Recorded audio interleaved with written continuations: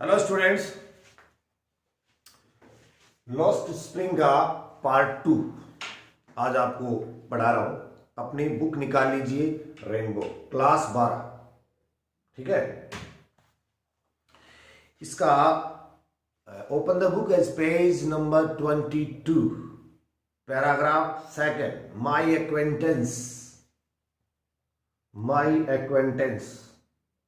ये ठीक है। अब आप सोच रहे हो ये नहीं पढ़ाया, ये मैंने देखा कि ये कोई ज़्यादा इम्पोर्टेंट नहीं है, थोड़ा सा एक एग्जाम्पल दिया हुआ है और मैं ऐसा सोचता हूँ कि इसमें अगर ये एग्जाम्पल ना भी होता तो भी कोई दिक्कत नहीं थी। फिर भी इसका कोई प्रश्न नहीं बनेगा, मैं आपको वैसा बता रहा हूँ, पर फिर भी आपको मैं पढ़ाई देता हूँ और आप बोलेंगे ये पढ़ाया नहीं। देखिए, I remember a story, a man from Udupi once told me as a young boy he would to school past an old temple. 22 number page पे अपनी बुक खोल लीजिए। अब से पहले हमने पढ़ा था साहिब और मुकेश की फैमिली जो बांग्लादेश से आई है, वहां कुछ अभी दिल्ली के आसपास एक सीमापुरी नाम का स्थान है, वहां रहने लग गई है। पहले वो खाली जगह थी और अब वहां पर ये लोग बिना घर के, बिना किसी आइडेंटिटी के रहते हैं। वहां से क्यों आए, उसकी वजह ये थी, वहां पहले उनकी ये भी था और अब ये यहाँ रहते हैं। ठीक है, अब अनीस जंग एक एग्जाम्पल देती है एक टेम्पल का कि उडुपी एक स्थान का नाम है।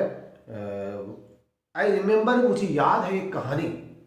अनीस जंग कहती है, ए मैन फ्रॉम उडुपी, एक आदमी उडुपी से, वंस टोल्ड मी, एक बार मेरे को बताया, as a young boy he would go, जब वो यंग बॉय था, ही वुड गो, वो जाया करता था, to school past an old temple, एक पुराना मंदिर था उसके पास से गुजर के विद्यालय जाया करता था। ऐसा अनीस जंग को कोई बता रहा है। Where is father was priest, वहां उसके पापा एक पुजारी थे।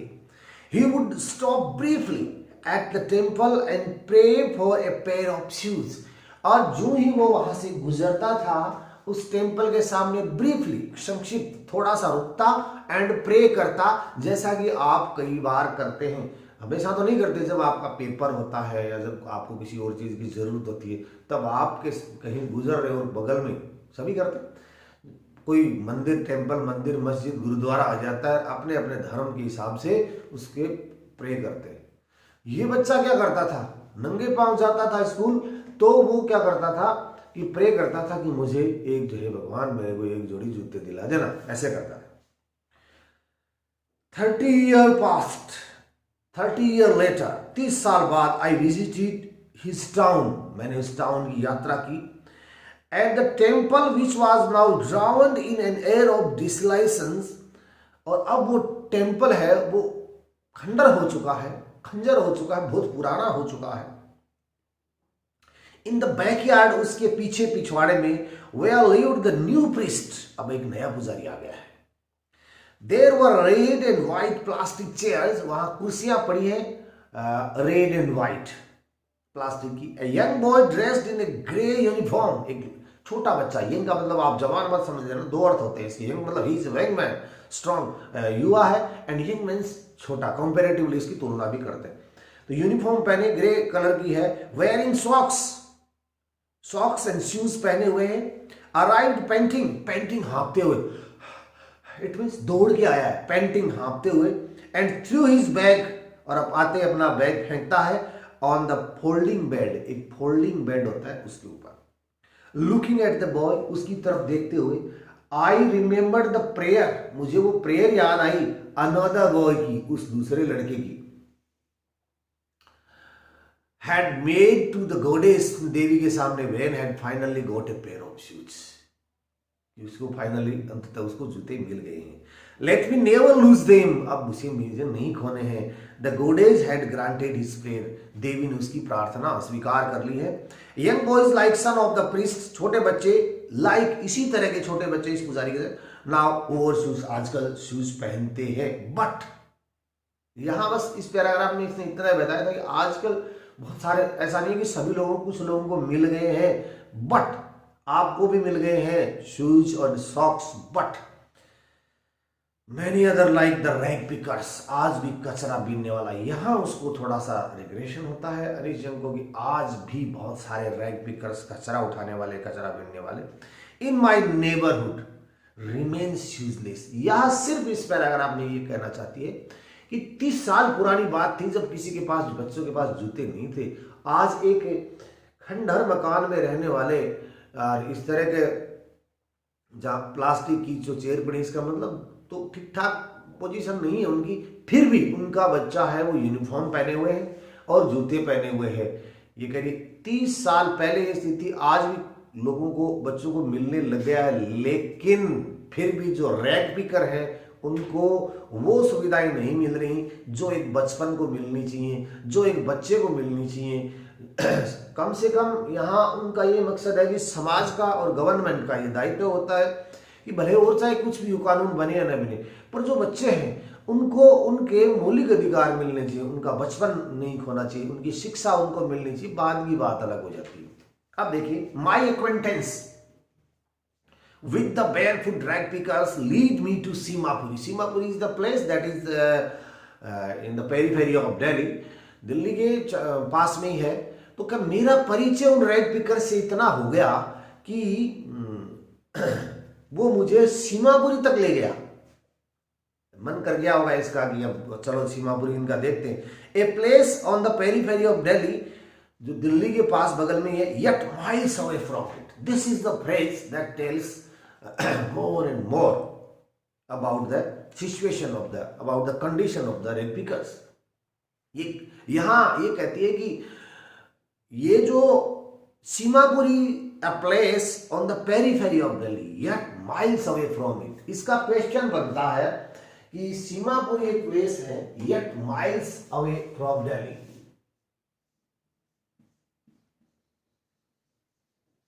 Miles away,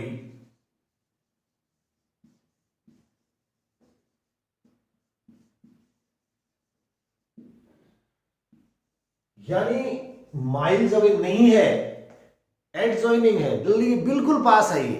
फिर भी उसने, मैडम ने, अनीश जंग ने ऐसा कहा है कि दिल्ली से बहुत दूर है।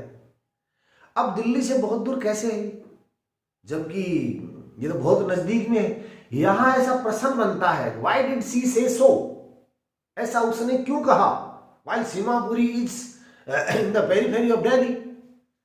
जस्ट तो यहां उसने ऐसा इसलिए कहा कि दिल्ली का मतलब एक metropolitan city that have all the facilities to their citizens. यहां कहने का मतलब है, दिल्ली का मतलब ये होगा कि दिल्ली मेट्रोपॉलिटन सिटी है और यहां वो सारी सुविधाएं हैं, भारत की राजधानी है, वहां सारी फैसिलिटीज हैं। और उसके जो पेरीफेरी के अंदर दिल्ली में जो सीमापुरी इलाका है, यहां पर तो ये उनके पास तो है ही, लेकिन अनीश जंग ने ये कहा कि ये मीलों दूर है। मीलों दूर किससे है, मीलों दूर है रोटी, कपड़ा, मकान, प्राथमिक सुविधाओं से, और जो फैसिलिटीज है, पानी, वाटर सप्लाई, इन लोगों के पास कोई भी सुविधा नहीं है। ना पानी है, ना स्कूल है,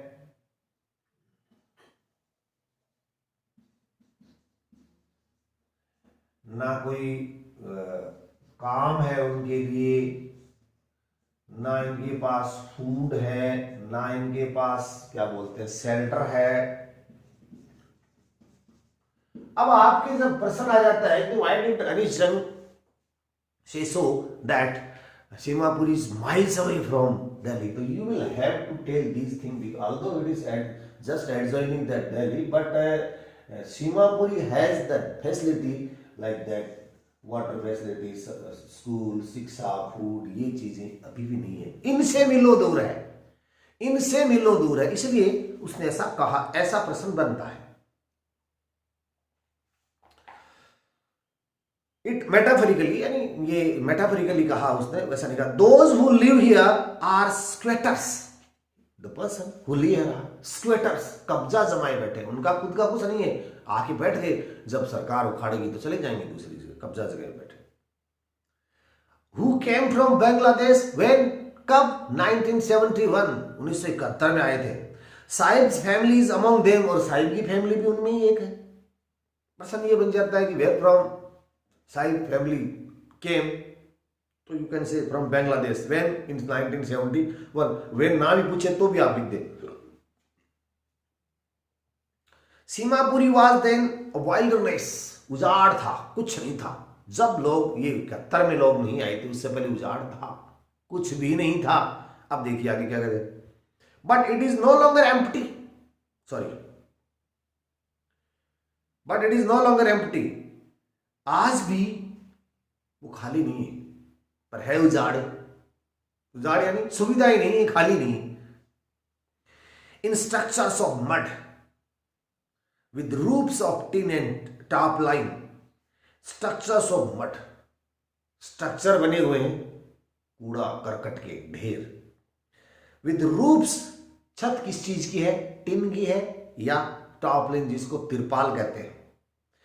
devoid of sewage,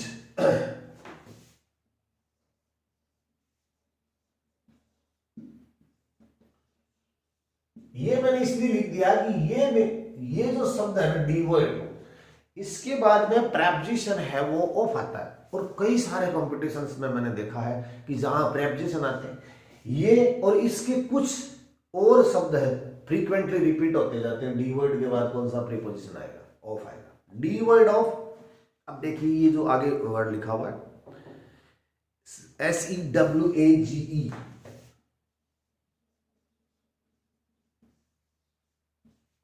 स्विच,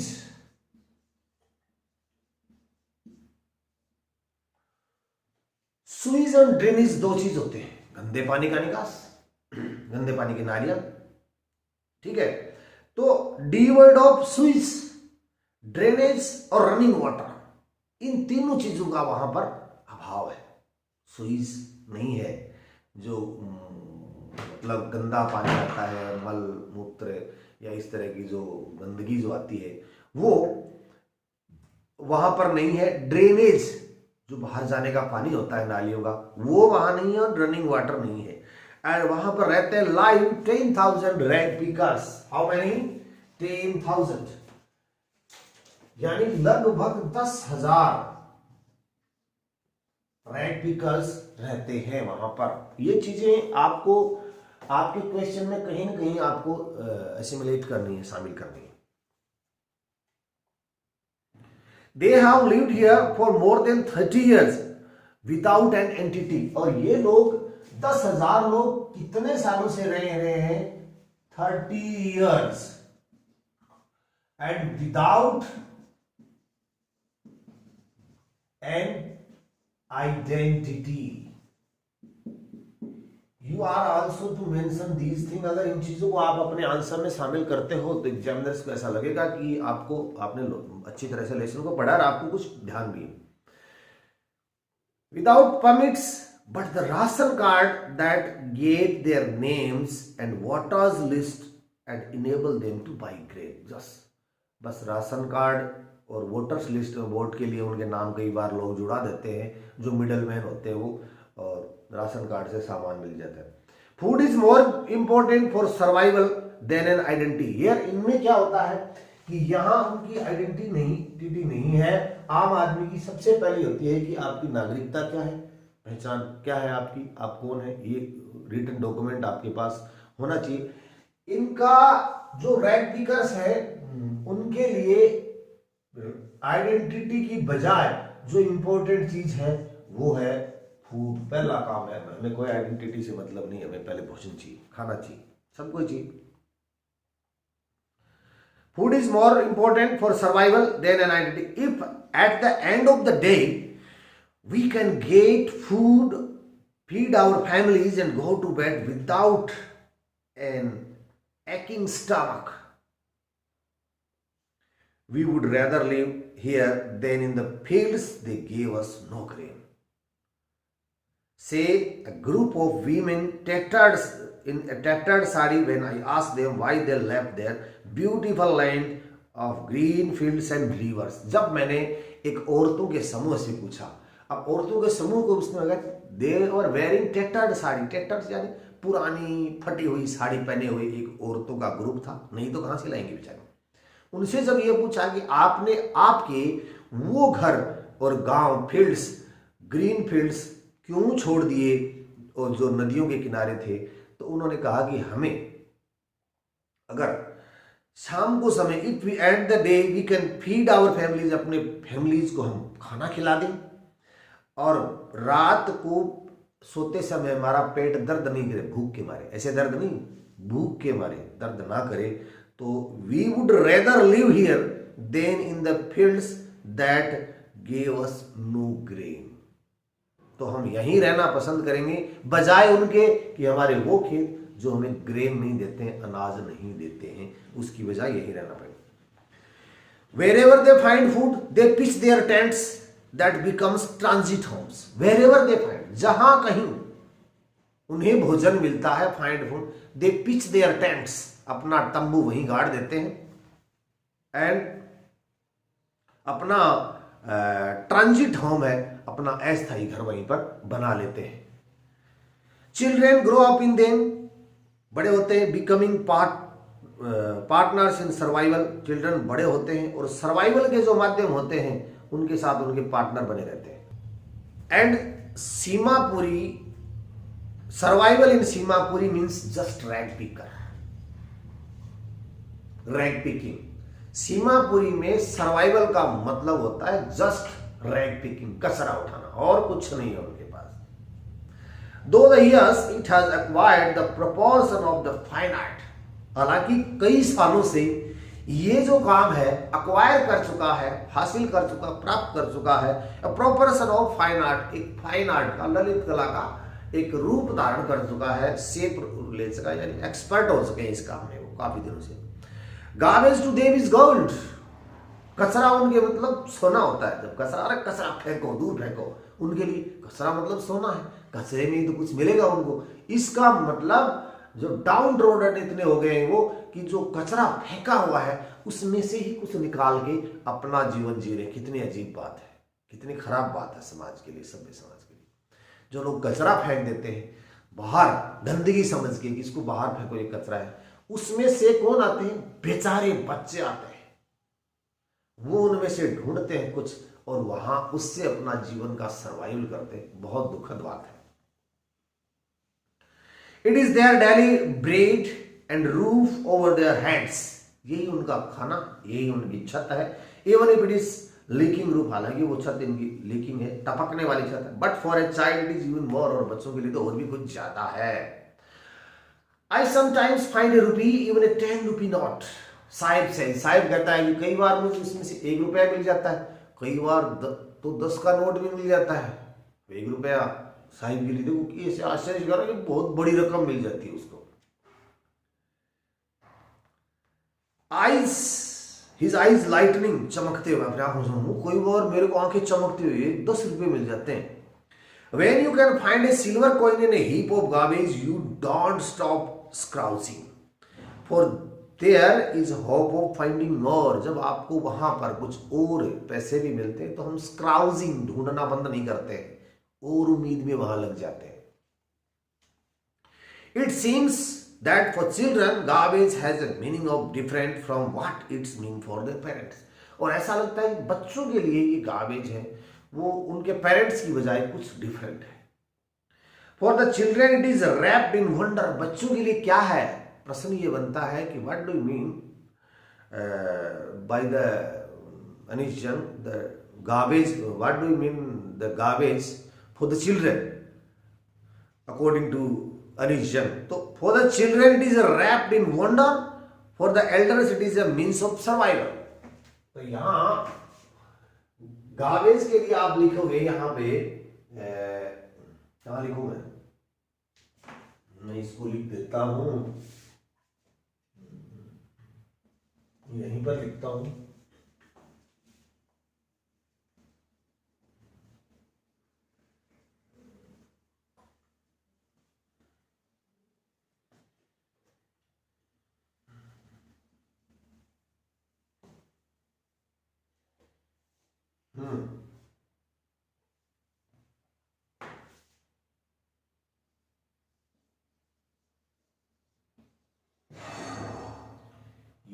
गावेज है ये चिल्ड्रन के लिए,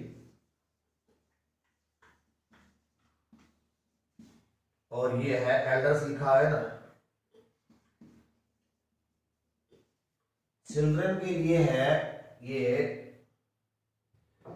रैप इन वंडर।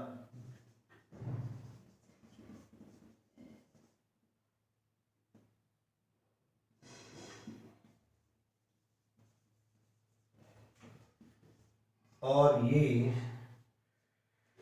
एल्डर्स के लिए है मीन्स फॉर सर्वाइवल।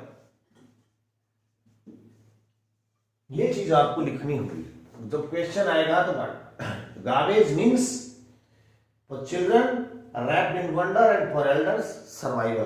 प्रश्न आएगा इस तरह से, आपको याद रह जाएगा। ठीक है।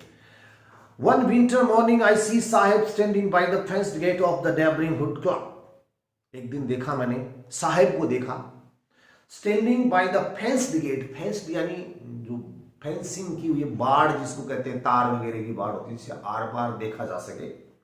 Gate of the neighbourhood club, पड़ोस का, हमारे जो मेरे पड़ोस में कोई क्लब है, क्लब का मतलब खेलने का एक स्थान है।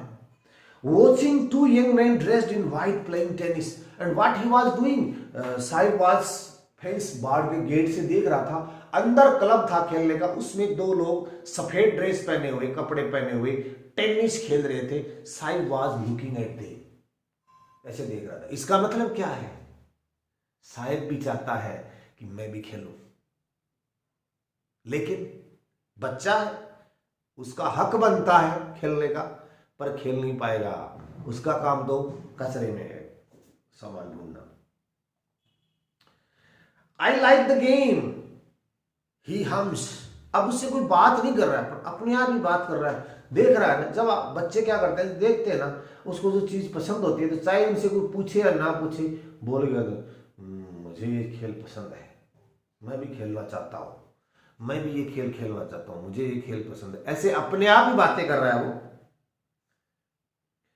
Content to watch it, standing behind the fence, संतुष्ट है उसको देख के, खेल को देख के। I go inside when no one is around, और जब मैं अंदर जाता हूं जब कोई नहीं होता है। He admits the gate keeper lets me use swing, और जो गेट कीपर है वो मुझे झूला झूलने देता है।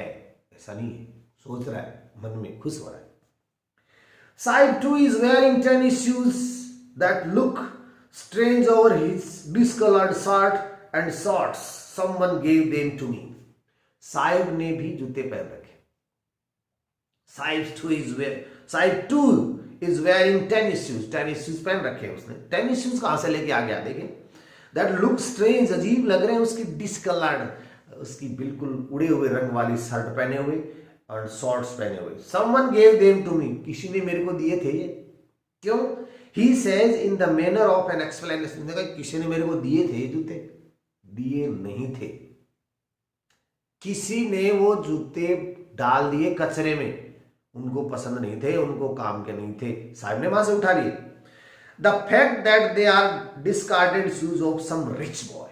अब यहां ये प्रश्न पड़ता है कि where from Saheb got the shoes and who gave Saheb the shoes.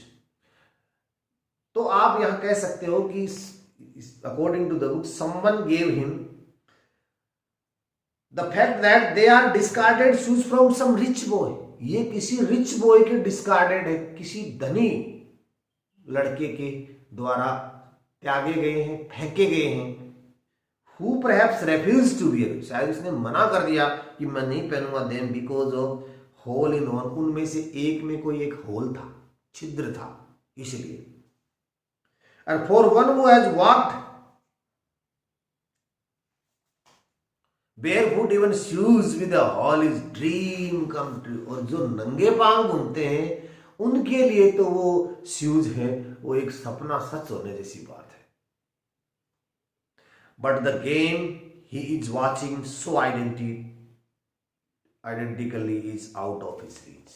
स्पष्ट रूप से आइडेंटिकली जो गेम वो देख रहा है ना, वो स्पष्ट साफ तौर से उसकी पहुंच से कोसों दूर है, वो नहीं खेल सकता, बहुत महंगा खेल है। This morning Sahib is on his way to the milk booth.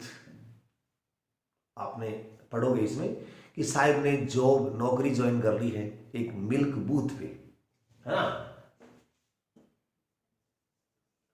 आप ऐसे भी कह सकते हो कि चाय की दुकान भी होगी, टी स्टॉल होगा, या मिल्क बूथ मान लीजिए इसको। मिल्क बूथ वो होता है जहां पे दूध आ जाता है गाड़ी से, लोग वहां से खरीद के ले जाते हैं। तो वहां उसने in his hand steel canister, एक उसके हाथ में स्टील का एक बर्तन कैनिस्टर जिसको कहते हैं। I now work in A tea stall down the road, तो उसने बताया कि I now work in the tea stall, एक चाय की दुकान पे मैं काम करता हूं। टी स्टॉल पे काम, where did he join the job, where did Sahib got the job, तो Sahib got the job as a tea stall road पे। he says pointing to the distance, इशारा करते हुए pointing to the distance, I am paid 800 rupees and all my meals, मुझे मिलता है 800 रुपए और पूरा खाना। ऐसा नहीं कह रहा खाना, पूरा खाना, यानी पूरा खाना बेचारे ने कभी खाया नहीं ना, इसलिए कह रहा है पूरा खाना। he says okay, does he like the job, अब जब अनीस जंग ने पूछा कि क्या तुम्हें ये जॉब पसंद है, आप क्या सोचते हो क्या करेगा, जिसको खाना नहीं मिल रहा हो, जिसको कपड़े नहीं मिल रहे हो, उसको 800 रुपए महीना और पूरा खाना मिल जाता है, तो क्या उसे वो जॉब पसंद नहीं होगा? होगा बिल्कुल नहीं।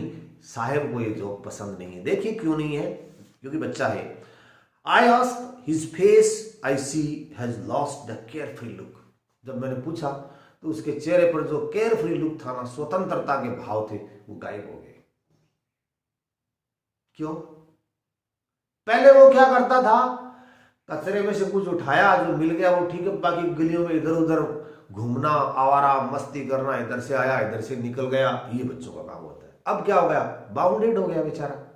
यहां पर अनीस जंग ये कहना चाहती है कि ये चीज भी गलत है। यहां ये जो लाइन है ना, ये नॉर्मल लाइन नहीं है कि जब मैंने उसे पूछा कि तुम्हारे को ये जो पसंद है कि, तो has lost the carefree luck, क्योंकि समाज ये ना सोच ले कि अगर बच्चे ऐसे घूम रहे हैं तो उनसे कोई काम करवा लेते हैं, 1800 रुपए देते हैं। इस बात को भी अनीस जंग मना करती है, नो, बच्चों का काम नहीं है ये, बच्चों को आप काम पे मत लगाओ।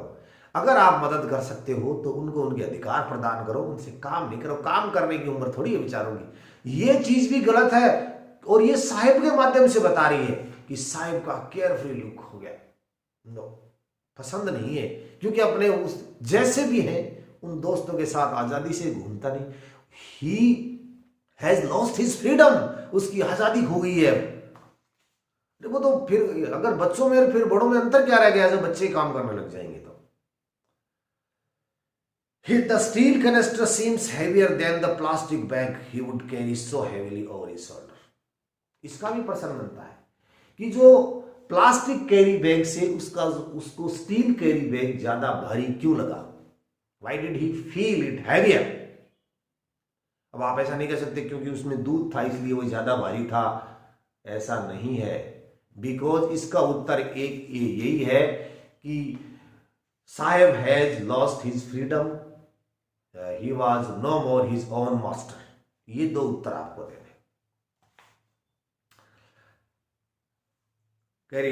The bag was his, bag उसका था, खुद का मालिक था। He was his own master when he was picking, he was a rag picker, he was his own master. The canister belongs to the man, उस आदमी का है, who owns the tea shop, and he was the master, now he is the slave now. Sahib is no longer his own master. ये बात आपको लिखनी पड़ेगी। The bag was his, he has lost his freedom, and Saheb is no longer is on master. Underline कर लो इसको, और ये आपको जवाब लिखना है जब ये पूछा जाए कि ये उसको भारी क्यों लगा। ये I want to drive a car, Mukesh. अब इसके बाद में मुकेश की हिस्ट्री आ जाती है। अब मुकेश को अपन पढ़ेंगे अपना जो नेक्स्ट पार्ट होगा। तो उम्मीद करते हैं कि आपको यहां तक का ये चीज पसंद आई होगी, अच्छा लगा होगा। थोड़ा सा एक बार दोबारा पढ़ना, जो चीजें हैं उसको एक बार थोड़ा सा रिवाइज करके नोट करना, अच्छा लगेगा। धन्यवाद।